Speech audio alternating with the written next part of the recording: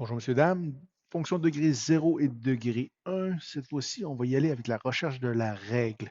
Donc, première chose qu'il faut savoir, entre autres, mais première chose qu'il faut savoir, c'est que le degré 0 et le degré 1, dans le fond, ça donne quoi graphiquement? C'est une droite, pardon. Maintenant, vu que c'est une droite, qu'est-ce que ça me prend pour tracer une droite?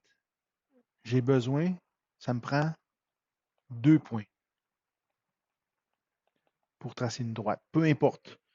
Pour tracer une droite, ça me prend, il faut que je connaisse 2 points. Parfait. Maintenant, pour trouver maintenant la règle, j'ai deux possibilités. Soit je connais 2 points, donc ça va bien. Ça me prend 2 points pour tracer une droite, donc je connais 2 points, je suis OK. Ou l'autre possibilité, c'est que je connais le taux de variation et 1 point.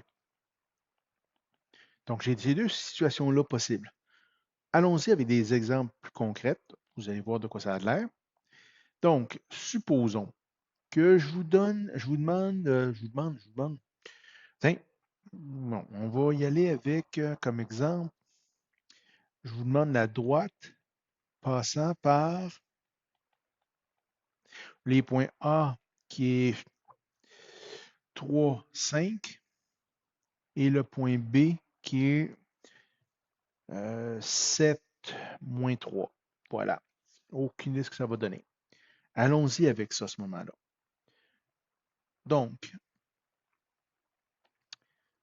première chose, c'est une droite. Une droite, ça me prend 2 points, j'ai 2 points. Une droite, la forme générale d'une droite, la règle d'une droite, c'est f de x qui est égal à ax plus b. Où mon A, c'est le taux de variation. Parfait. Comment on calcule le A? Il va falloir que je le calcule. Variation des y sur variation des x, donc y2 moins y1 sur x2 moins x1. Parfait. Là, j'ai l'embarras de choix. y2 moins 3. Et je vais décider, dans le fond, ici, j'ai décidé que ça, c'était x1. J'ai dit, dans le fond, que ça, c'est x1, voyons, x2, y2, pardon. Puis ça, c'est x1, y1. Donc, allons-y, y2 moins 3 moins y1 qui est 5 sur x2 qui est 7 moins x1 qui est 3. Moins 3 moins 5, c'est moins 8. 7 moins 3, c'est 5. Pas vraiment, hein? Tu calcules niachon, là.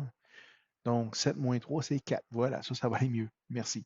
Donc, moins 8 sur moins 4, sur 4, pardon, ça donne moins 2. Donc, mon taux de variation, mon A, c'est moins 2. Donc, voilà. Donc, f de x est égal à moins 2x plus b. OK. J'ai trouvé mon taux de variation. Ça va bien. Il faut que je trouve maintenant mon b. Comment est-ce que je peux trouver mon b? Je connais 2 points. Je cherche l'ordonnée d'origine. L'ordonnée d'origine, c'est la valeur de y lorsque x est égal à 0. Je ne l'ai pas, ce point-là. Donc, comment est-ce que je peux faire? Qu'est-ce que j'ai ici? Là, je vais changer de couleur. Qu'est-ce que j'ai ici? J'ai une inconnue, j'ai une équation à 3 inconnus. Il manque le y, il manque le x, puis il manque le b. Ben, je connais des x et des y qui pourraient faire l'affaire. Donc, qu'est-ce que je vais faire? Je vais remplacer en deuxième étape le x, le y, x et de x, par un point que je connais, un point connu. Là, j'ai l'embarras de choix A ou B. Supposons que je décide de le remplacer par 3, 5. Donc, qu'est-ce que ça va me donner? Ça va me donner, oups, je me permets de le réécrire ici, moins 2x plus b, et je remplace. Mon f de x, c'est mon y. Donc, 5 est égal à moins 2 fois x qui est 3 plus b. Donc, 5 est égal à moins 6 plus b. J'envoie le moins 6 sur le bord, ça devient plus 6. Donc, on va donner bon, b est égal à 11. Donc, ma nouvelle équation, ou l'équation, je devrais dire, c'est pas la nouvelle, c'est l'équation, c'est f de x est égal à moins 2x plus 11. Donc, voilà ma réponse. Ça, c'est la règle de la droite passant par le point A, 3, 5, point B, 7, moins 3. C'est juste ça. Faire attention ici, on est des fois porté d'arrêter d'arrêter ici parce qu'on a fini nos calculs. Ben, il faut écrire la réponse qui est la règle, c'est ce qu'on me demandait au départ. Donc, voilà pour le premier exemple. Faisons un deuxième exemple, toujours dans le but de s'amuser. Tiens, on va changer de couleur. Un autre exemple. Supposons que je vous demandais supposons que je vous disais à trouver la droite, l'équation de la droite passant. Et boy, qui ont de la misère. Donc, droite passant par le point 0, moins 7, tiens, et ayant un taux de variation de moins 3. Tiens, je vous demande ça.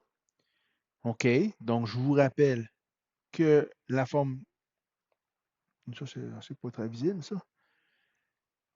C'est f de x est égal à ax plus b. Mon a, c'est mon taux de variation. On me le donne ici. Donc, j'ai juste à le remplacer. F de x est égal à moins 3x plus b. Et mon b, ben, c'est mon ordonnée à l'origine. Ici, j'ai mis un petit piège en passant. L'ordonnée à l'origine, c'est quoi? C'est la valeur de y lorsque x est égal à 0. Et ça donne que c'est ce que j'ai ici. Valeur de y lorsque x est égal à 0. Donc, dans le fond, j'ai f de x qui est égal à moins 3x moins 7. Et voilà mon équation finale. Bon, mettons que je n'ai pas remarqué que ça, c'était l'ordonnée à l'origine. Est-ce que je vais perdre des points? Ben non. J'ai juste à le faire au long, tout simplement. Donc, qu'est-ce que je vais faire? Je dis, OK, f de x est égal à moins 3x plus b. J'étais rendu là. Ce que j'ai dit tantôt, l'exemple précédent, c'est que je vais remplacer mon x et mon y par un point que je connais. Donc, ça va faire moins 7 est égal à moins 3 fois 0 plus b. Moins 3 fois 0, c'est 0. Donc, ça donne 0 plus b, c'est b. Donc, voilà. Donc, ça va me donner f de x est égal à moins 3x moins 7, ce qui est la même équation. J'ai juste fait quelques étapes de plus, mais c'est tout. Donc, c'est aussi bon dans ce cas-là. Je me permets maintenant de rajouter de l'information, toujours. Donc, supposons que je vous donne comme exemple, je vous donne f de x. Ah, tiens, je vais changer un petit peu. Arrêtons de faire toujours la même chose. Je vais vous dire g de x qui est égal à moins 2x plus 3, mettons. G de x, g, c'est juste le nom que j'y donne. Ça correspond au y, donc c'est ma variable dépendante. G de x, g c'est son nom, x c'est seulement sa variable indépendante. Donc, je vous donne ça, puis je vous dis, calculez-moi pour le fun g de 3. Qu'est-ce que ça veut dire? Dans le fond, ça veut dire que mon x qui est ici, je le remplace par 3. Donc, mon x qui est ici, je le remplace par 3. Donc, ça va donner moins 3 fois x ici est 3, plus 3. Donc, moins 2 multiplié par 3, ça donne moins 6 plus 3. Moins 6 plus 3, ça donne moins 3. Donc, mon g de 3, c'est moins 3. G de 3, ça veut dire dans la fonction g, c'est quoi la valeur de g, donc y, lorsque x est égal à 3. C'est juste ça que ça veut dire. Rajoutons-en encore, voilà, puis ne pas faire une phrase intelligente. Au lieu de vous demander g de 3, je vais vous demander g de x qui est égal à 3. Donc, quelle est la valeur de x? Ici, ce que je cherche, la valeur de x lorsque y est égal à 3, c'est juste ça. Donc, quand est-ce que moins 2x plus 3 va être égal à 3? Là, ici, je vais me permettre, au lieu de 3, je vais mettre moins 3 ici, sinon, c'est plate comme exemple. Donc, quand est-ce que g de x est égal à moins 3? Donc, quand est-ce que y est égal à moins 3? Donc, g de x est à moins 2x plus 3. Quand est-ce que c'est égal à moins 3? Donc, j'isole. C'est la valeur de x que je veux. Donc, j'envoie mon plus 3 au bas, devient moins 3. Moins 3, ça donne moins 6. Et j'envoie diviser mon 6 par moins 2. Donc, moins 6 par moins 2, donc ça va me donner 3. Donc, g de x est égal à moins 3, ça veut dire x est égal à 3. Donc, ça veut dire tout simplement que la droite passe par aussi le point 3 moins 3. Donc, voilà l'essentiel de ce que vous avez besoin pour vous amuser énormément avec ça. Ça ouvre beaucoup, beaucoup, beaucoup de possibilités au niveau de la matière. Donc, je vous laisse travailler vos exercices. Amusez-vous bien.